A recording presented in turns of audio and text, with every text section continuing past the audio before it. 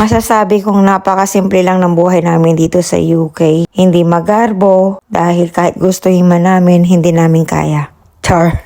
Ibig ko po sabihin, yung simpleng pagkain lang ng ice cream pagkatapos ng church, yung kahit na gustuhin man namin kumain sa labas, hindi namin kaya, or hindi namin masikmura kasi nga hindi namin kasama si hubby. So, every Sunday, meron siyang pasok. Gustuhin man namin siya makasama, kaya lang yung mga trabaho niya kasi is kailangang nasa work siya ng linggo.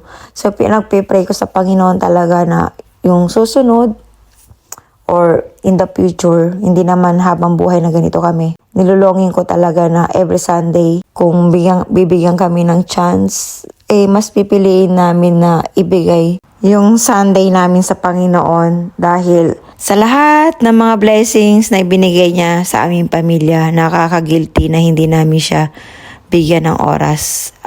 And kapag inuuna natin siya, nagiging smooth ang lahat kasi nare-remind tayo na laging magpakumbaba, laging intindihin ang bawat isa, ano man ang pinagdadaanan natin sa trabaho, sa pang-araw-araw nating pamumuhay.